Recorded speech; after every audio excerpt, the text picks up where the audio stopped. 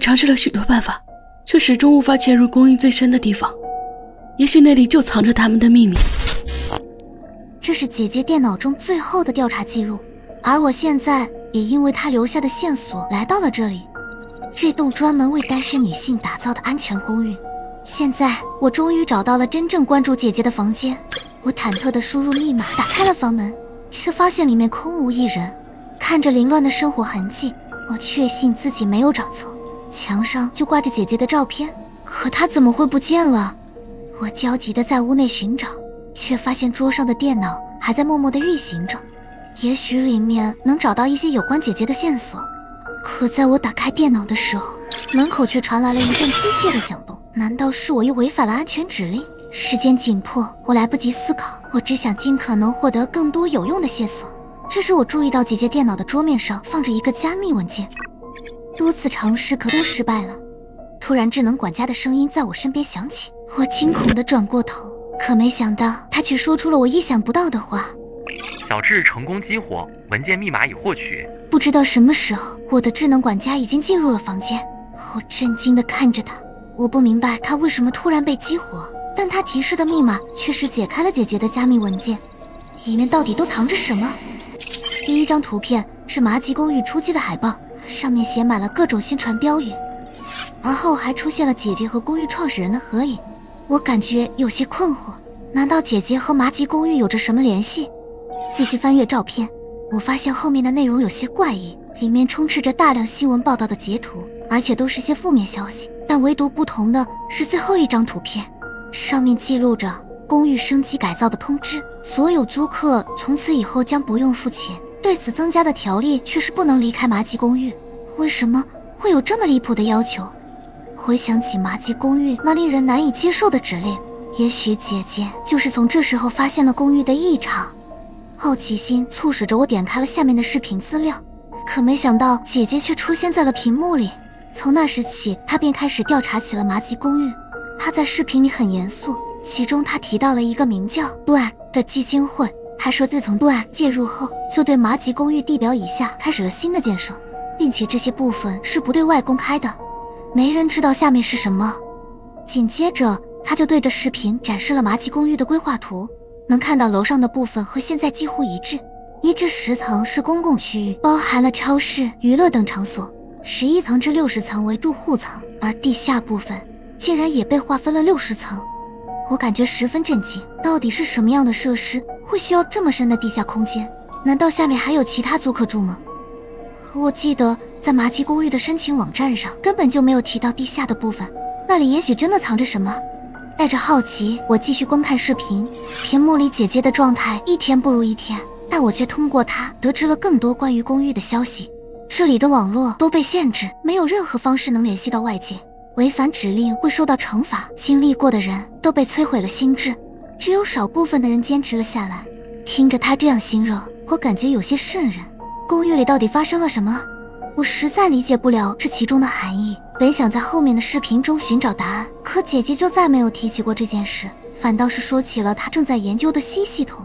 姐姐给她起名叫小智，并将那个系统装在了我的智能管家身上，只要进入姐姐的房间后，系统就会被激活，这样就能绕开他们的监视。这也是为什么我进入姐姐房间却并没有触犯安全指令。我看着小智，心里安心了不少，虽然身处在危险的环境中，好在还有可以信任的伙伴。而后的视频里，姐姐便交代了最后的事情，她要去探索麻吉公寓最深处的地方。为了保险起见，她给我留了一个很重要的物品，存放在一个叫李梅的人手里，她是姐姐的同事。可还没等姐姐说完她的房间位置，视频就突然中断了。看样子当时的情况非常紧急，难道她遇到了危险？我要快点找到她。但现在所有的内容都指向了李梅，可她又在哪里？一时之间我找不到任何的方向，线索也戛然而止。我离开姐姐的房间，向着楼下走去。走廊上2个人交流的声音引起了我的注意，我放慢脚步，仔细去听他们讨论的内容，其中出现了智能点、挑战任务等字样，这些词从没在姐姐的调查日志中出现过。直到我询问小智，这才得到了解答。麻吉公寓有一个与智能点有关的挑战任务，每个人初始都会获得3个智能点，智能点归零后会强制参加公寓举办的挑战任务，获胜就可以回到公寓继续生活，一旦失败则会受到更为严厉的惩罚。于是我顺手也查询了自己的智能点情况，没想到我只剩下了1分。联想到触犯指令的次数，我向小智确认了智能点的功能，果然一开始的3次机会就是我拥有的智能点，所以那些被锁在房间里的人都被强迫参与了挑战任务。我无法理解这毫无人性的做法。现在来看，姐姐的消失应该和这挑战任务有着极大的关系。公寓的背后到底隐藏了什么？我尝试询问小智，可他却提示权限不够，无法查询。我只好回到公共区域打听李梅的消息，但她很神秘，几乎没人听说过。最后也只打听到她今晚会参加挑战任务。如果想要找到她，是不是我也要参加挑战任务？可任务是什么？如果失败的话，又会接受怎样的惩罚？但现在李梅是我唯一的线索。为了找到姐姐，我决定参与这场未知的挑战。小智，我也要参加今晚的挑战任务。挑战任务十分凶险，为保护您的安全，不建议您参加，请再次确认。确认参加。收到指令，请您于今晚10点前回到房间，届时会将您送到指定的任务场地。因为探索李梅的消息花了大把的时间，眼看着挑战任务即将开始，我快速地返回了房间。本想着仔细观察一下如何前往挑战任务的场地，忽然我两眼一黑，晕了过去。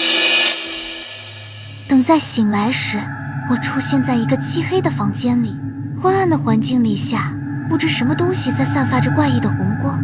欢迎来到挑战任务，这次的主题是三角、方块、圆。深夜，独自在公司加班的你收到了一份陌生的外卖，你觉得莫名其妙，可外卖员把外卖放在桌子上便离开了。看着桌面的外卖，你有些疑惑，外卖上没有任何的信息。思索了片刻，你觉得应该是男友送来的，随后便赶忙给男友发消息：爸，你要给我点外卖了吗？可是等了半天，男友还是没有回复。你睡着了吗？于是你收心开始工作，突然办公室变得一片漆黑，好像停电了。你摸黑拿起手机找到楼下的保安，发现你们办公室的电闸跳闸了。复位后你才想起来，你做的文档没有保存，看样子今晚又要通宵了。回到办公室，你打开了灯，一瞬间你想到了什么，慌张地离开办公室，疯狂地向楼下跑去寻找保安。见到保安后，你急忙地跟他说，有陌生人进了公司。猫咪躲起来，说明家中有陌生人。妈妈开门后的惊讶表情，说明房间明显有其他人。换下的牙刷没有出现在垃圾桶，说明有人单独将它拿走。妈妈没有见过男朋友，但聊天中却说男友喜欢，说明妈妈见到了那个陌生人。正常白天妈妈进屋都会拉开窗帘，窗帘没有拉开，说明有人又将窗帘拉上。我被绑架了。当我睁开眼的那一刹那，映入眼帘的便是一个歹徒的模样。他嘴角噙着笑，目光正直勾勾地落在我的脸上。他是谁？我在哪里？我的心脏不自觉地加快了跳动的频率，恐惧使我的瞳孔快速收缩。刹那间，我感受到身体上麻绳的束缚，我微微挣扎着，但根本不敢表现出太大的动静。我悄悄抬起眼眸，观察着歹徒的面容，那是一张沧桑但却棱角分明的中年男士脸。他穿着发皱的皮衣和褪色的休闲裤，两鬓有些许银丝。最引人注意的是他的手掌，那上面布满了相当厚实的老茧，就像老槐树的树干。我不敢一直盯着他看，便快速挪开目光，顺便扫了一眼周围的环境。这是一间简单的卧室，正对面的桌子上放着一张发黄的照片，图像里是一位青年男人搂着一名少女。虽然相片有些老旧脏乱，但远远望去，总感觉照片里的男人和这个歹徒很像。我不知道接下来该怎么办，我用余光瞟去，这个男人还是一直盯着我看，那是一种让我极度厌恶的目光。一阵手机铃声从男人的皮衣口袋内发出，他第一次挪开那持续了许久的目光，缓缓从椅子上站起，朝着房间门外走去，在离开前给了我一抹意味深长的笑。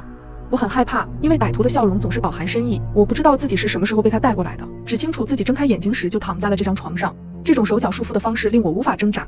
此时此刻，泪水也不自觉地涌入了我的眼眶。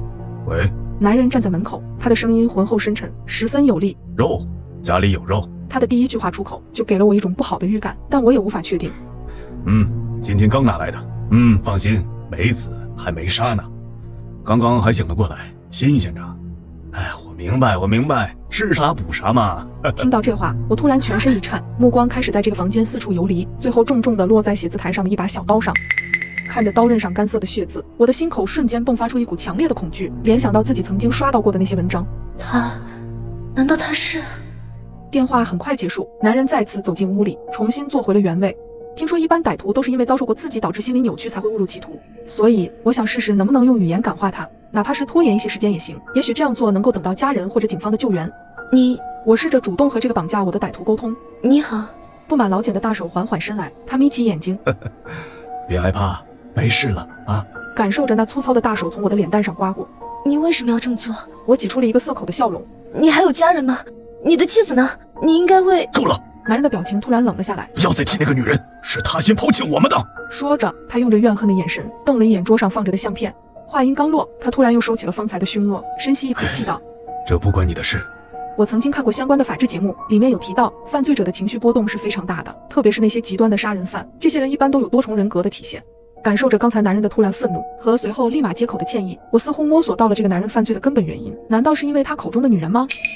我仔细地观察起墙上相片中的女性，八字刘海扎着长长的马尾辫，鹅蛋脸上是一汪盈盈的柳叶眼。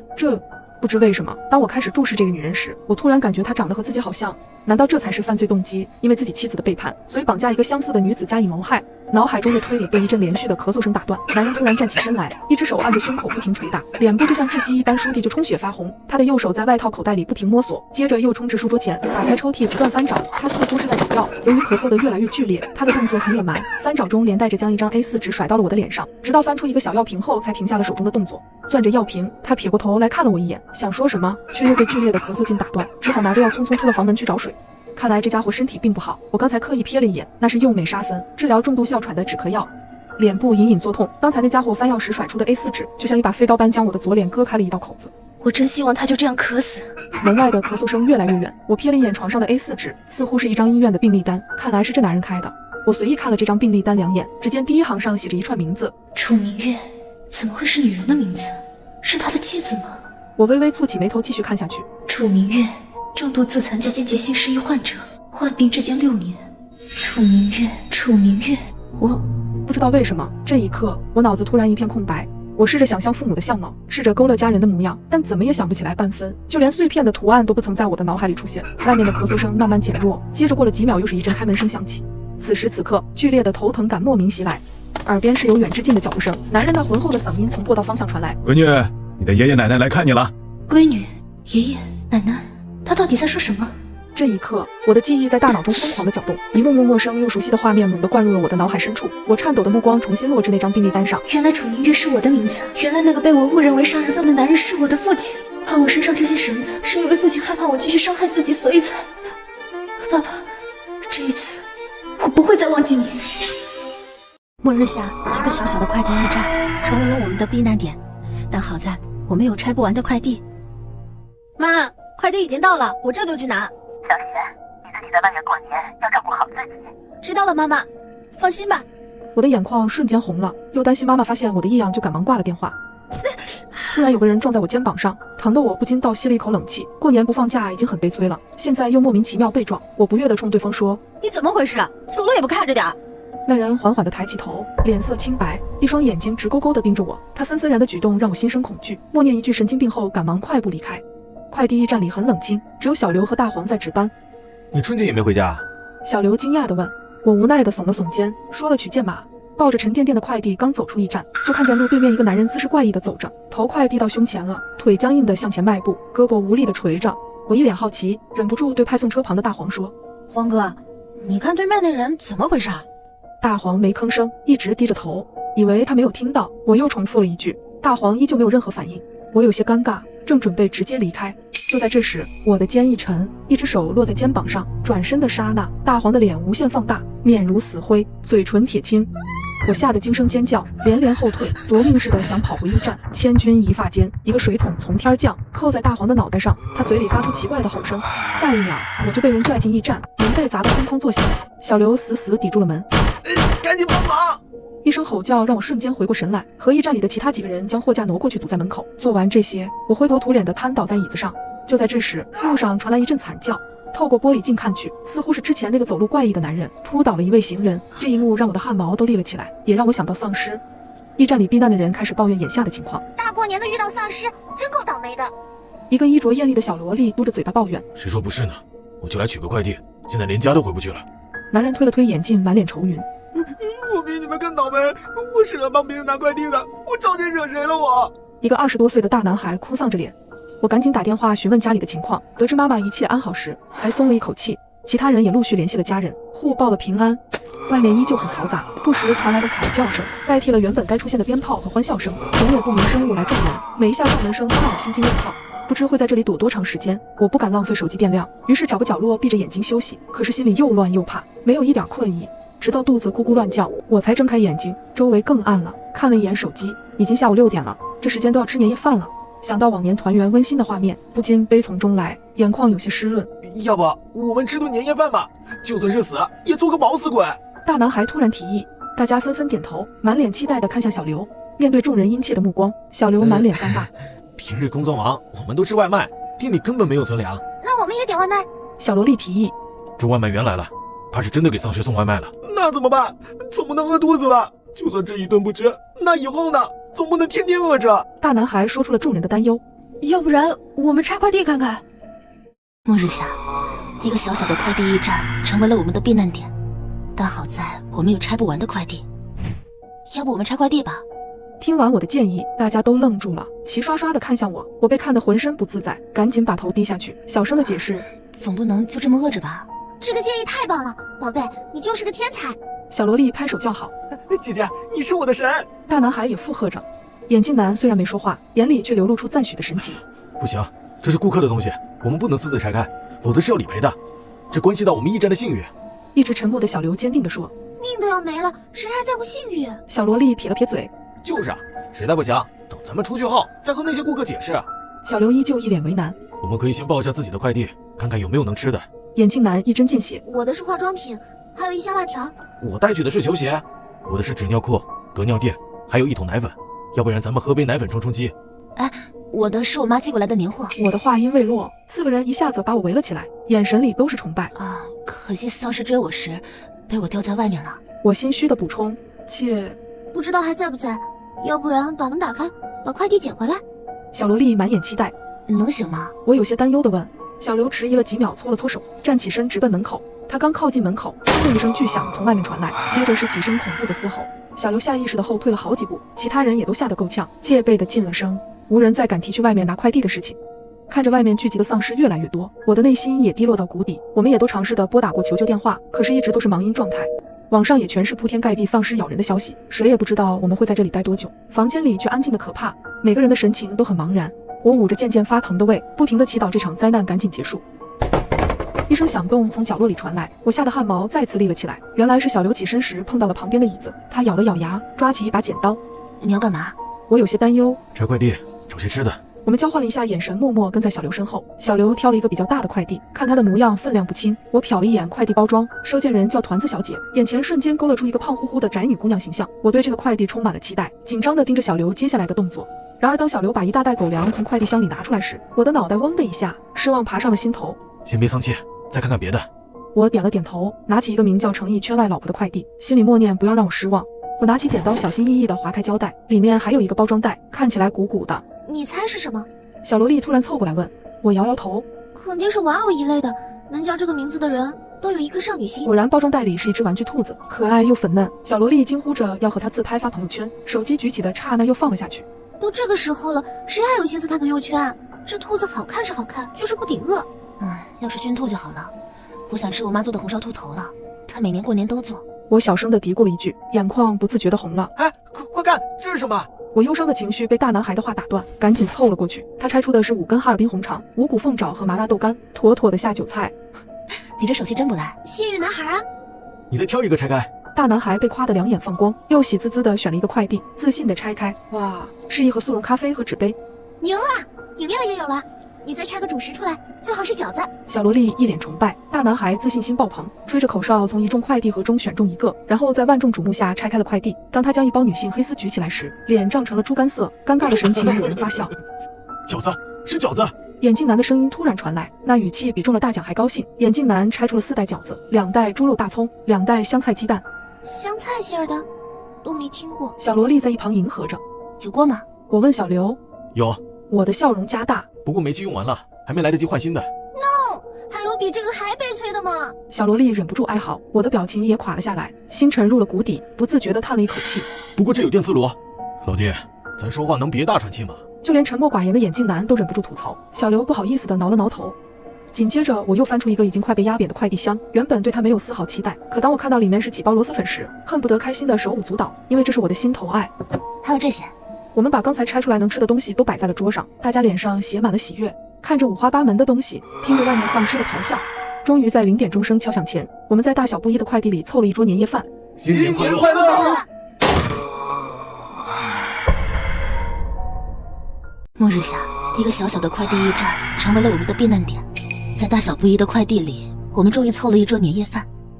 晚上睡觉前，我又开始尝试着寻求救援，可依然还是没有任何动静。但最让我担心的是，妈妈那边也没有了消息。这怎么睡啊？小萝莉在一旁不满地抱怨，因为驿站条件有限，只有2楼的卧室是工作人员平常休息的地方，除了卫生间和简易的厨房外，只有一个破旧的3人沙发。而更糟糕的是，驿站经常会接收一些保鲜产品，所以屋内也根本没有暖气。哎，这里有几床被子？眼镜男问小刘。2床，1床厚的，1床薄的。刚才我拆出来一个羽绒服，应该能用上。我将羽绒服拿出来抖了抖。这样吧，楼上的床给2位女孩睡，再给她们1床厚被子，咱们几个轮流守夜，剩下的……小刘话音未落。不行，我不喜欢和别人一起，我想自己睡，给我1床被子吧，我还特别怕冷。小萝莉低下头，弱弱地说道，但话中丝毫没有客气。大男孩耸了耸肩，表示无所谓，一切听从安排。小刘却有些犹豫，因为楼下的温度会比楼上更低。原本他们3个1床被子，有人守夜，另外2个人稍微凑合一下也是可以。可他实在不擅长对付女孩子。他看了我一眼，犹豫道：“那薄被子就给……不行。”眼看着小刘说出被子都给女生，眼镜男猛地抬起头，坚决地发表意见。4个人的目光齐刷刷地对准他。下一秒，眼镜男的眼眶竟然红了，他把眼镜摘下来，用力地擦拭了2下眼角，又颤抖着双手把眼镜戴上。你们2个女生一起就凑合用1条被子吧。我老婆快生了，我不能生病，我还得去找她。眼镜男哽咽地说着。那你们自己想办法吧。我的余光瞥见小萝莉不停地撇嘴。驿站顿时陷入死一般的寂静，谁也不愿意妥协。我抠了抠手指，不着痕迹地叹了一口气。我有羽绒服就够了，被子给你。谢谢，你人真好。被发好人卡的我默默耸了耸肩，抱起了羽绒服往楼上走去。旁边的小萝莉依旧在哼哼唧唧。呼呼的风声伴随着丧尸的吼叫，在寂静的夜晚格外明显。尽管我很疲惫，可始终都没有睡着。而旁边听着小萝莉轻微的鼾声。突然，砰的一声响动从窗口传来，我睁开眼睛，顺着声源望去，模模糊糊间，一个黑漆漆的人影在攒动。难道是丧尸？瞬间，我的呼吸急促，冷汗不停地往外冒。我紧抿嘴唇，不敢发出一丝声音。丧尸会不会攻击我？我该怎么办？就在我不知所措时，那个身影竟然消失了。难道是我的幻觉？我闭上眼睛再睁开，努力看过去，窗前依旧空荡荡的。我无奈地苦笑了一下，自己竟被吓得神经兮兮。第2天，我被一阵咳嗽声吵醒，茫然地睁开眼睛，看着陌生的环境，脑袋有些短路。直到小萝莉的抱怨声，才把我拉回现实。大冷的天不关窗户，是不是有病？把我都冻感冒了，谁这么缺德？窗户果然开了一道缝，冷气嗖嗖往里灌，怪不得越睡越冷。小萝莉连打了2个喷嚏，紧接着是一阵咳嗽。不会是你故意把窗户打开的吧？我睡床又有厚被子盖，你心里嫉妒？小萝莉眼神不善地盯着我，越说越觉得自己分析得很有道理。我没你那么无聊，内心也不黑暗。她莫名的针对让我也没了好语气。我径直忽视她朝楼下走去。楼下的男士已经起床，大男孩低头打游戏，眼镜男在拆快递，小刘正用电磁炉默默煮水饺。小萝莉一下楼就噼里啪啦地说着自己挨冻的经历，还不忘用恶狠狠的目光刀我。这风也太大了，竟然能把窗子吹开。窗子上了锁的，风不可能吹开。小刘坚定地说。确定窗户上锁了？我无视了小萝莉的阴阳怪气，紧紧盯着小刘。在得到确认后，脑海里闪过昨晚上看到的那个黑影，那不是我的幻觉，那他到底是谁？我的心渐渐沉了下去，抬头小心翼翼地扫了一眼其他人，细思极恐下，鸡皮疙瘩爬满了全身。一阵毫无章法的敲门声突兀地响起，我下意识地向后退了2步，惊恐地看着门口。小萝莉刚想尖叫，却被小刘抢先一步捂住了嘴巴，小声地警告她不许出声。敲门声更加激烈，压得我快要喘不过气来。就在这时，门口突然传来了说话声：“有人在吗？”是谁？末日下，一个小小的快递驿站成为了我们的避难点，但好在我们有拆不完的快递。有人在吗？开个门吧！一个颤巍巍的声音从门外传来。小刘表情凝重地抓起一个平底锅，一点点地靠近门口，透过旁边的玻璃窗悄悄看过去。一个头发凌乱、满脸疲惫的中年女人站在门外，手上还提着一个黑色购物袋。你是谁？小刘深呼一口气，试探着问。女人看到小刘，脸上一喜。哎，你是小刘吧？我是大黄老婆，我在大黄手机里看过你的照片。嫂子，小刘有些疑惑。哎，是我。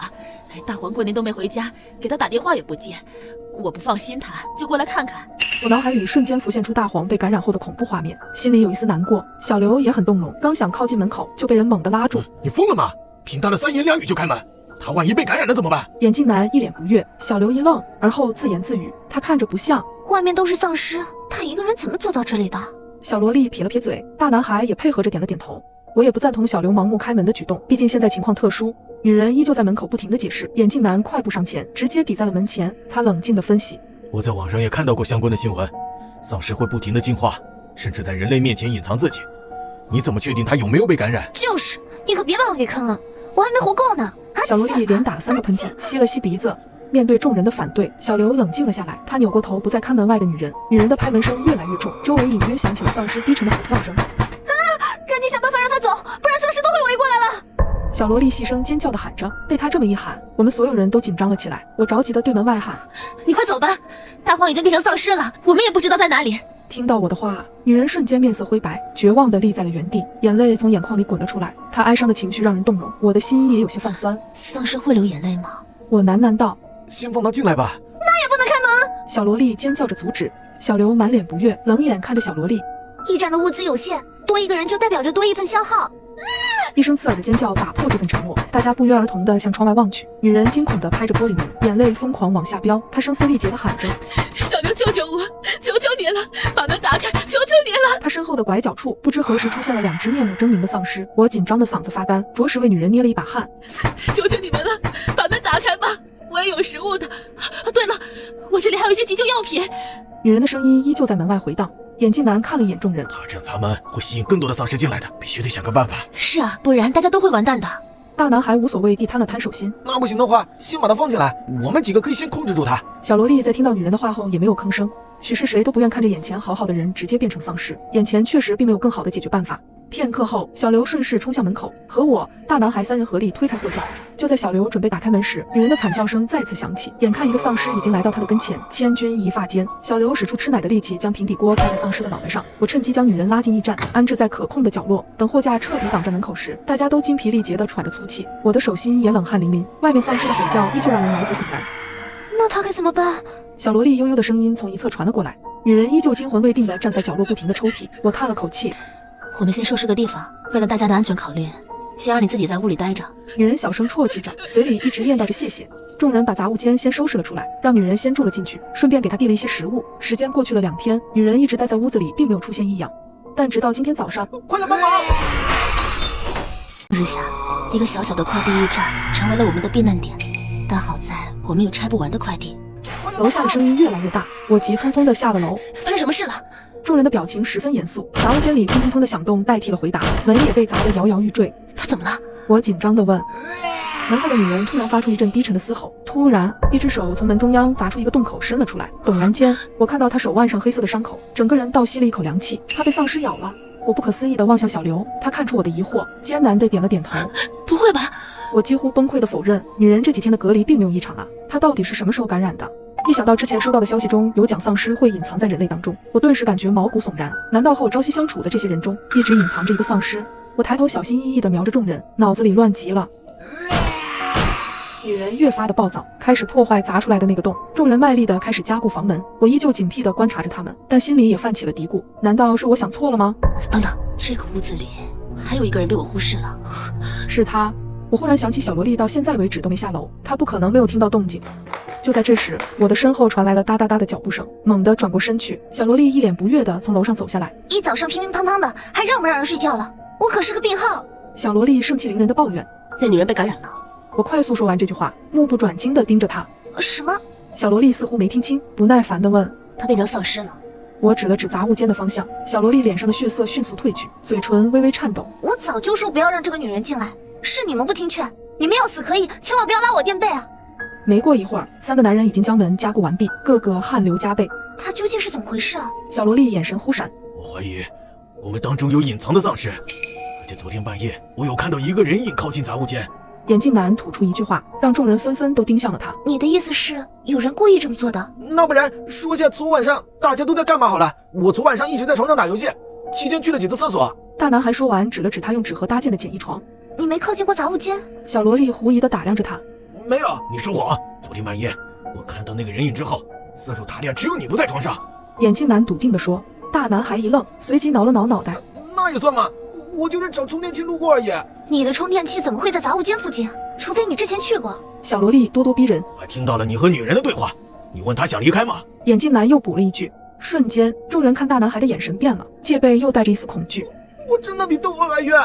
昨晚我充电器不见了，就四处找充电器，没想到竟然出现在了杂货间的门口。我还纳闷呢，那女人问我什么时候放她出去，她家里还有3岁大的孩子，我就随口问了一句。大男孩脸涨成了猪肝色。要我说，你的嫌疑更大。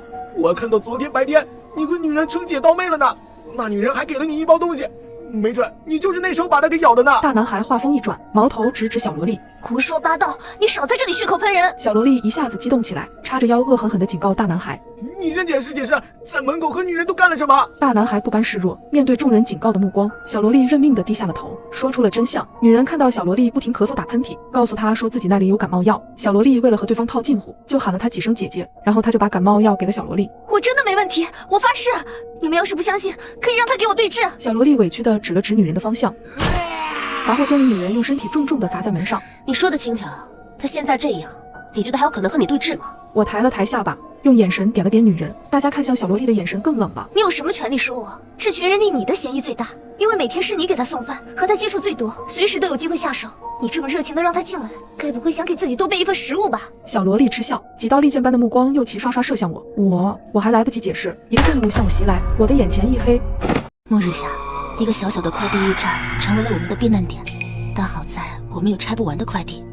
我头顶之痛，眼前一黑栽了下去，好在有人接住了我。迷迷糊糊间，听到小刘呵斥：“你干嘛？为什么要动手？”这不能怪我，谁让当初他开窗把我冻感冒了？再说了，他极有可能是丧尸，我这叫防患于未然。小萝莉理直气壮地说：“原来是他袭击的我。”我在心里愤恨地问候了他。每个人都有嫌疑，你却偏偏攻击他，你这不地道！神经有些大条的大男孩都看不下去了，替我争辩。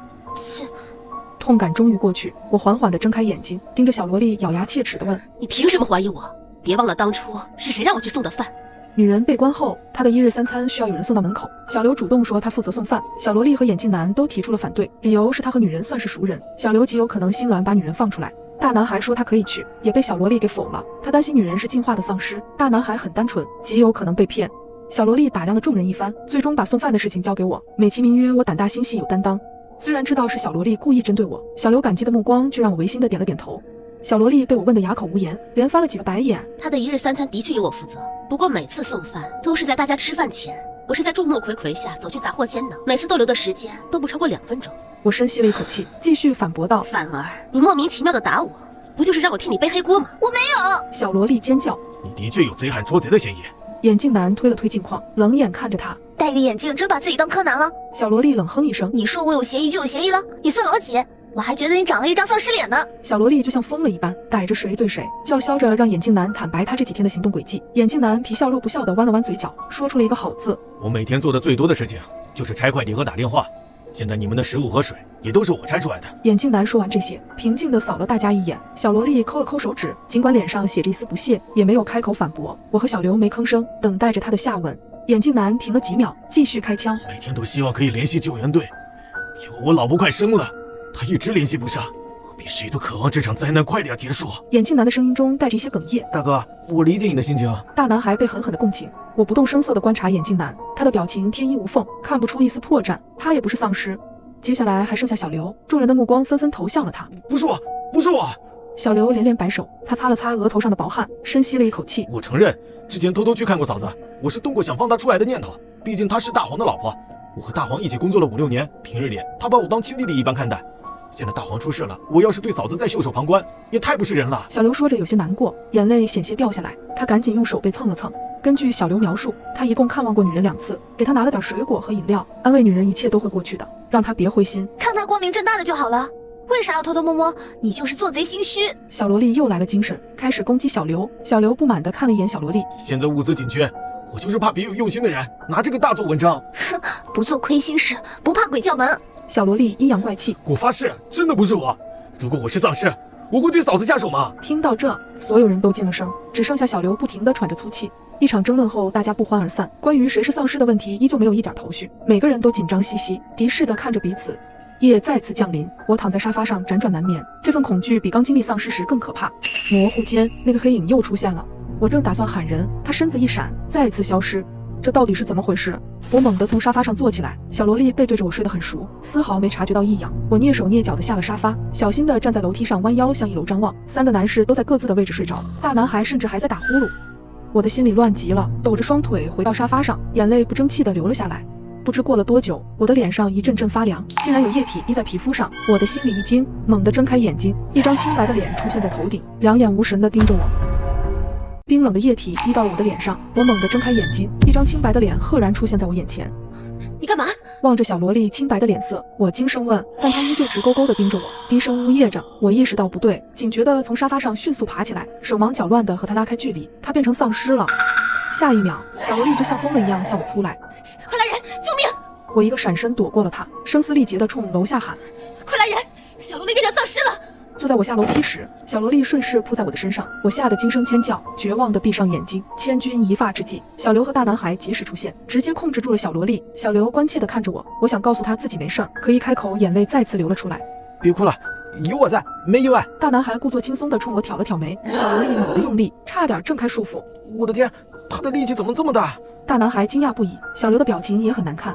两个男人被他带得东倒西歪，眼看着距离窗户越来越近，我灵机一动，急忙将窗户打开。小刘和大男孩看到我的举动，瞬间明白了我的意图。不知道他疼不疼？大男孩的这句话让我哭笑不得，我扯了扯嘴角，眉头却又皱了起来，左手一阵发痛，手心不知何时多了一道口子。你被他咬了？小刘抓着我的手腕，压抑地问。不是吧，又来一个！大男孩一下子跳起来，和我拉开距离。我无奈地摇了摇头，坚决地说，不是被咬的。真的？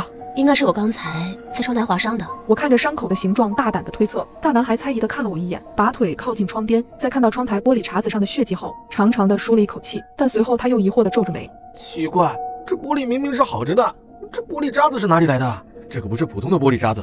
小刘又看了一眼窗户，那他真的是潜伏的丧尸吗？我还来不及说些什么，身后传来了一阵脚步声，眼镜男跑了上来。发生什么事情了？他跑得很匆忙。小萝莉变成丧尸了。我说到这里停了一下，不着痕迹地看着他，眼镜男的眼里闪过一丝金光。我早就怀疑他了，藏得还挺深，开始我就觉得他不像好人。眼镜男咬牙切齿地说，但当我看到了他镜片上的裂痕后，不由得心头一颤。你刚才为什么没有上来？你的眼镜怎么了？我看着他的眼睛问。眼镜男瞟了我一眼，迅速解释说，我在上厕所，不小心摔了一跤。你是在等着我们都被咬吧？我没听懂你在说什么。我如果没猜错，你就是我们这种隐藏的丧尸。大黄老婆和小萝莉都是被你咬的。胡说！那为什么你的镜片会出现在窗台上？之前在窗台上看到的黑影也都是你吧？这都是你的猜测，你把证据拿出来呀！眼镜男冷笑，想要证据是吧？给你。我猛地把手伸过去，突然想到之前在网上看到过丧尸遇新鲜血液会发疯的新闻。刚小刘和大男孩在看到的时候毫无反应，那就只剩鲜红的血液又一次从我的手心里流出来。眼镜男看到血，脸上的表情瞬间定格，然后强行把头扭向一旁。你怎么了？不敢看？我再次把手伸到他的眼前，眼镜男却一下子闭上眼睛，艰难地说，我晕血。他的嘴唇肉眼可见的变得苍白无比。突然他猛地睁开眼睛，眼睛里写满了戾气，果然是他。还没等我们反应过来，眼镜男突然以极快的速度朝我扑来，幸亏小刘手疾眼快地挡在了我的面前，拼尽全力将挣扎的眼镜男推出了窗外。刘哥，你的胳膊！惊魂未定的大男孩突然吼了出来，顺眼望去，小刘的胳膊上有一道很深的牙印，慢慢渗出了黑色的血迹。我没想到会是这个结果，着急的不知所措。刘哥，你肯定会没事的。大男孩也红了眼眶，微微颤抖着。你们别怕，病应该还有一会儿吧。小刘故作轻松道，顺势将自己的身子靠近了窗户。很抱歉，没有照顾好你们。不管怎么样，你们一定要好好活下去。我瘫坐在地上，大口喘着粗气，短短几分钟时间就经历了生死离别。我不是圣母，可这么久的朝夕相处，我早已把他当做了亲人。他不光收留了我们，还一直都为我们无私奉献着，而我现在却只能眼睁睁看着他离开，内心痛苦不已。接下来的日子，我和大男孩继续生活在驿站里，新热闹的驿站变得格外冷清。一日，我们正在拆快递，门口传来了一阵敲门声。我和大男孩戒备地看着彼此，做好了随时战斗的准备。我们是救援队的，屋里有人吗？你们已经安全了。这句话在我的梦里出现了无数次。我们踉跄地跑到门口，玻璃窗外站着穿着救援服的人员。当我再次走到了驿站门口，大男孩在门口往车上搬着快递。姐，你来了啊！